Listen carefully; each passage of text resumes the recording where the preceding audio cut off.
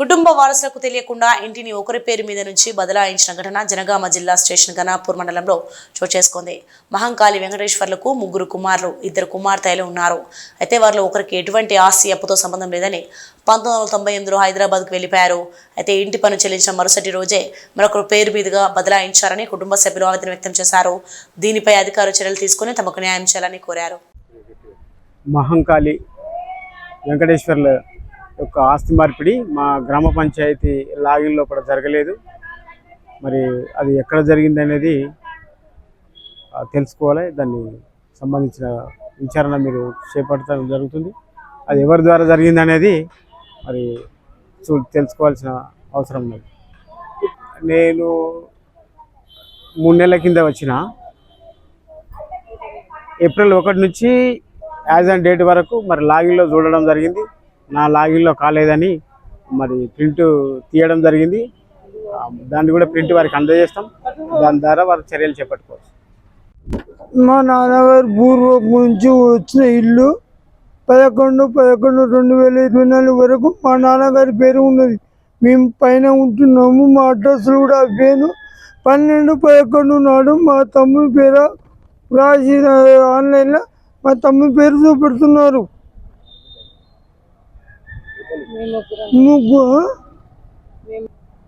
ముగ్గురు అన్నదమ్ములు 98 పెద్ద నాకు పొద్దు నాకు ఆసుపత్రిని వెళ్ళిపోయాడు.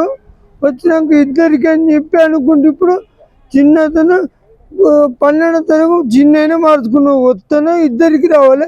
నేను వెళ్ళలే. అయ్యో మా నాన్నగారికి పుట్టిన 5గురికి రావాలి. మా నాన్నగారు పుట్టిన 5గురికి తప్ప వేరే వాళ్ళకి ఏం లేదు. మహంకాళి వెంకటేశ్వర్లు మా మామయ్య గారు. ఆయనకు 3 కొడుకులు. పెద్ద ఆస్తి వద్దని వెళ్ళిపోయిండు. నాకును మా మరిదికి రావాలి. ఆయన చెప్పకుండా మా మామయ్య గారి పేరు మీద ఉన్నాయి ఇల్లు పేపర్లు ఆయన పేరు మీద రాయించుకున్నాడు. 11వ తారీఖు 11వ నెల 2024 వరకు మామయ్య పేరు మీదనే ఉన్నది. మేము ఇంటి పన్ను కట్టినాం 11వ తారీఖు 11వ నెల 2024 వరకు. 12వ తారీఖు మా మరిది గారు మార్చుకున్నాడు. ఏంటిదని అంటే గ్రామ పంచాయతీ వాళ్ళు సపోర్ట్ చేస్తలేరు, ఎవరు సపోర్ట్ చేస్తలేరు. మాకు న్యాయం జరగాలి. మాకు ఉంటే మాకు 5గురి కన్నా మా మామయ్య గారికి పుట్టిన 5గురి కన్నా కావాలి, లేకపోతే మా 2 కన్నా కావాలి. ఏదో ఒక న్యాయం మీరే ప్రజలే నిర్ణయించి ప్రజలే చెప్పాలని కోరుకుంటున్నా.